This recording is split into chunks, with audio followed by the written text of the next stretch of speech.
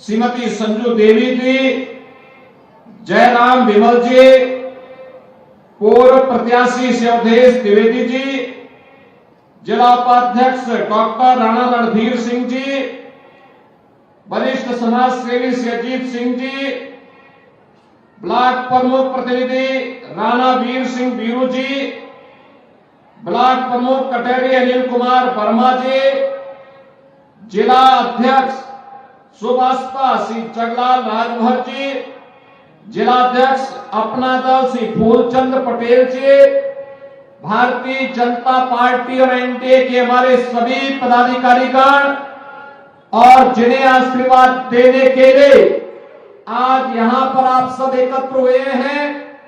Bharatiya Janata party, Rajbhar party और Nishad party के अपना दल के प्रत्याशी के रूप में हम सब के बीच में उपस्थित श्री धर्मराज निषाद जी और उपस्थित बहन और भाइयों,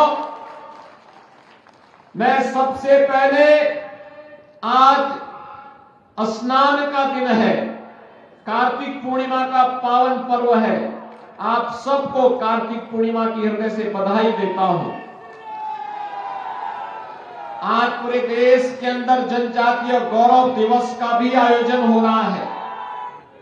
मुझे लखनऊ में आज गुरुद्वारा में गुरु नानक देव जी के प्रकाश पर्व और साथ साथ जनजातीय दिवस गौरव दिवस के अवसर पर भगवान बिरसा मुंडा की पावन जयंती में भी भाग लेने का अवसर प्राप्त हुआ।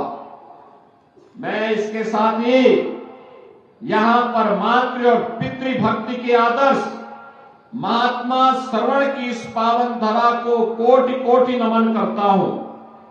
बहनों और भाइयों, यह अवध प्रांत की भूमि है। मर्यादा पुरुषोत्तम भगवान श्री राम और निषाद राज की मैत्री की भूमि है।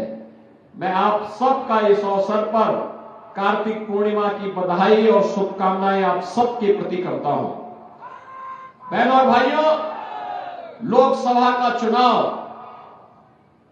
संपन्न होने के बाद आज हम विधानसभा उपचुनाव में आपके बीच यहां पर हैं।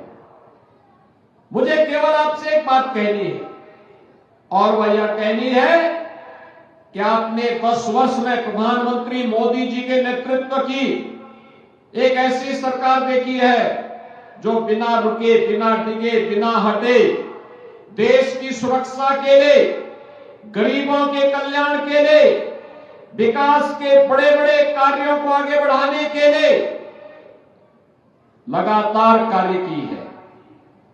एक और जहां कांग्रेस और समाजवादी पार्टी का जो इंडी गठबंधन है, यह राष्ट्रीय सुरक्षा के साथ खिलवाड़ करता था। मुझे याद है 2014 के पहले जब इन लोगों की सरकारें थी तो अगर पाकिस्तान कोई आतंकी वारदात को अंजाम देता था, हमारी सीमाओं का अतिक्रमण करता था, अगर हम आवाज उठाते थे तो कांग्रेस के लोग कहते थे, समाजवादी पार्टी के लोग कहते थे कि आवाज मत उठाओ, पाकिस्तान से संबंध खराब हो जाएंगे। पाकिस्तान घटना में घंटा को अंजाम देता था, भारत के जवान शहीद होते थे, निर्दोष नागरिक मारा जाता था। लेकिन बहनों और भाइयों, 14 के बाद स्थिति बदली है। आज कोई भारत की सीमा का अतिक्रमण नहीं कर सकता और हर एक को मालूम है कि अगर सीमा का अतिक्रमण करेगा तो भारत फिर उसको बख्शेगा नहीं। ये नया भारत है, छेड़ता नहीं, कोई छेड़ता है तो उसको छोड़ता भी नहीं है। बहनों और भाइयों, यही स्थिति देश के अंदर आतंकवाद की जड़धारा 370 को लेकर के थी। कश्मीर में कांग्रेस कहती है कि धारा 370 फिर से लाएंगे। बहनों और भाइयों, धारा 370 का मतलब आतंकवाद की पुनर्वापसी।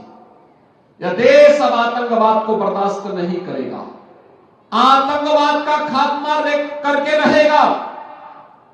देश के अंदर आतंकवाद, नक्सलवाद पूरी तरह समाप्त होगा। भारत को फिर से विकसित भारत के रूप में स्थापित करने के मोदी जी के अभियान के साथ हम सबको जुड़ के काम करना है। और इसके लिए आवश्यक है यूपी के अंदर जो सरकार आज डबल इंजन की कार्य कर रही है, यह सरकार विकास भी करा रही है, विरासत का सम्मान भी दे रही है। मैं आपसे पूछना चाहता हूं, अयोध्या में जब एक निषाद बेटी के साथ क्या कुछ घटना घटित की थी समाजवादी पार्टी के गुंडों ने, और तब भी समाजवादी पार्टी के नेता और उनके राष्ट्रीय अध्यक्ष उसकी दलील दे रहे थे। बहनों और भाइयों, बेटी तो सबकी होती है। बेटी के साथ अगर कोई इस प्रकार का जुर्म करेगा, इस प्रकार का अत्याचार करेगा, तो हमारा तो संकल्प ही है कि उस दुष्कर्मी के लिए फिर जगह नहीं, उसकी जगह केवल और केवल जहन्नुम में हो सकती है, बाकी उसके लिए कोई जगह नहीं हो सकती। और हमारी सरकार पूरी मजबूती के साथ खड़ी रही उस परिवार के साथ, पीड़ित परिवार के साथ। आज मैं आपसे फिर कहने के लिए आया हूं, इस समाजवादी पार्टी के लोग वही हैं जो अयोध्या में राम भक्तों पर गोलियां चलाने वाले लोग हैं। ये लोग कोई भी महाराज सुहेलदेव के स्मारक पे नहीं जाता था, क्योंकि इन्हें भय था कहीं मुस्लिम वोट बैंक खिसक न जाए। लेकिन भारतीय जनता पार्टी ने, एनडीए ने मिलकर के बहराइच में महाराज सुहेलदेव का भव्य स्मारक बनाया है। महाराज सुहेलदेव 1000 वर्ष पहले भारत के महान योद्धाओं में थे, और वही कार्य हमारी सरकार ने आज श्रृंगवेरपुर में किया है। भगवान राम और निषाद राज की मैत्री की बड़ी प्रतिमा, 56 फुट ऊंची प्रतिमा को स्थापित करने का काम किया है। बहनों और भाइयों, आज आप देख रहे होंगे विकास भी है, विरासत भी है।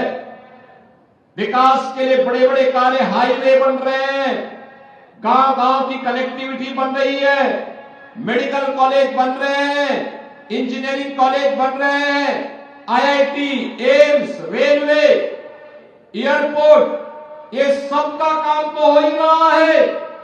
लेकिन साथ साथ विरासत का सम्मान करने के लिए और अपने पूर्वजों का हम कोई जवाब दे सके, इसके लिए अयोध्या में भगवान राम का भव्य मंदिर का निर्माण के साथ साथ रामलला का विराजमान होना भी यह हर भारतवासी को गौरवान्वित करता है।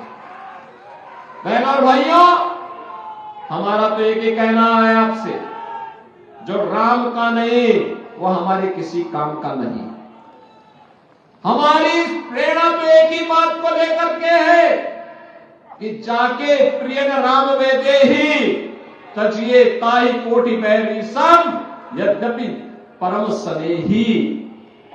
जो भगवान राम के प्रति श्रद्धावान नहीं, जो भगवान राम के प्रति श्रद्धा और भक्ति का भाव नहीं व्यक्त कर सकता है, वह भले ही आपका कितना नजदीकी मित्र हो, रिश्तेदार हो, सगा संबंधी हो, उसको वैसे ही छोड़ देना चाहिए जैसे किसी दुश्मन को छोड़ा जाता है।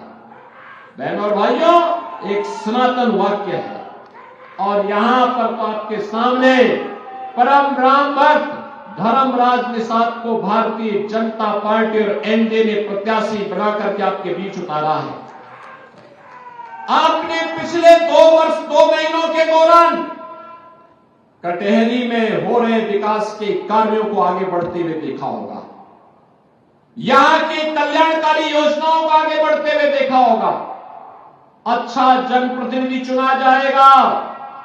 याद रखना, वृद्धजनों को वृद्धावस्था पेंशन, निराश्रित महिलाओं को निराश्रित महिला पेंशन, दिव्यांग जनों को दिव्यांगजन पेंशन, हर गरीब के घर में रसोई कार्ड, रसोई गैस का सिलेंडर, हर गरीब के घर में उसका स्वयं का राशन कार्ड, हर गरीब के घर में 5 लाख रुपए का आयुष्मान कार्ड। जिस गरीब का अपना मकान नहीं, उसको मकान बनाने की सुविधा भी होगी, और जिस गरीब के पास रोजगार नहीं, उसके लिए रोजगार की सुविधा भी होगी। यह भारतीय जनता पार्टी की सरकार आज आपको देने के लिए पूरी प्रतिबद्धता के साथ काम कर रही है। और इसीलिए हमारी सरकार ने तय किया है, इसीलिए हमारी सरकार ने तय किया है कि जीरो पॉवर्टी के लक्ष्य को हम प्राप्त करेंगे, यानी गरीबी पूरी उन्मूलन की दिशा में हर गरीब को हम सशक्त बना करके स्वावलंबन की ओर अग्रसर करेंगे। इसके लिए सर्वे का काम चल रहा है। जिसके पास मकान नहीं मकान मिलेगा, जिसके पास आयुष्मान का कार्ड नहीं आयुष्मान का कार्ड मिलेगा, जिसके पास राशन कार्ड नहीं उसको राशन कार्ड मिलेगा, जिसके पास पेंशन की सुविधा नहीं उसको पेंशन मिलेगा, जिसके घर में बिजली नहीं वहां बिजली मिलेगी, जिसके घर में पानी नहीं उसको पानी देने का काम करेंगे। बिना भेदभाव के सबका साथ और सबके विकास के साथ कार्य आज सरकार आगे बढ़ाने का काम कर रही है।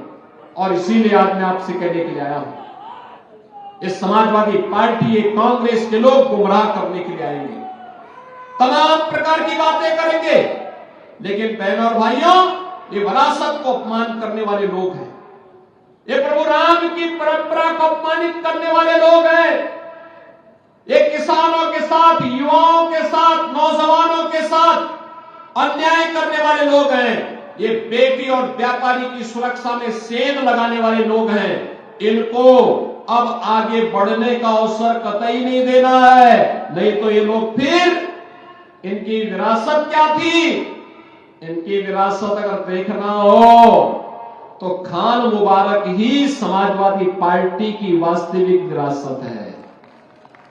अतीक अहमद और मुख्तार अंसारी इनकी वास्तविक विरासत है। ये भारत के देवी देवताओं को, भारत के महापुरुषों को सम्मान नहीं देते। डॉक्टर लोहिया तो इसी अम्बेडकर नगर की धरती पर पैदा हुए थे, लेकिन आज की समाजवादी पार्टी डॉक्टर लोहिया और आचार्य नरेंद्र देव के मूल्य और सिद्धांतों से भटक चुकी है। और इसीलिए मैं आपका आह्वान करने के लिए आज आया हूं कि बहनों और भाइयों, भारतीय जनता पार्टी ने, एनडीए ने, राजभर पार्टी ने, निषाद पार्टी ने, अपना दल ने अपने प्रत्याशी के रूप में श्री धर्मराज निषाद को आपके बीच में आपका आशीर्वाद प्राप्त करने के लिए इस उपचुनाव में उतारा है। मेरी आप सबसे विनती होगी, धर्मराज निषाद को भारी बहुमत से विजयी बना करके आगे बढ़ाना है, उन्हें विधायक चुन के भेजना है, कटहरी के विकास को द्रुत गति से आगे बढ़ाना है। आप सब सहमत हैं? सभी लोग सहमत हैं? धर्मराज निषाद को भारी बहुमत से चुनाव जिता करके भेजेंगे, सभी लोग बना के भेजेंगे। तो पहले मतदान और फिर जलपान, पहले मतदान और कमल चुनाव चिन्ह पर इन्हें विजयी बना के भेजना है। तो मेरे साथ बोलेंगे, भारत माता की, भारत माता की, भारत माता की।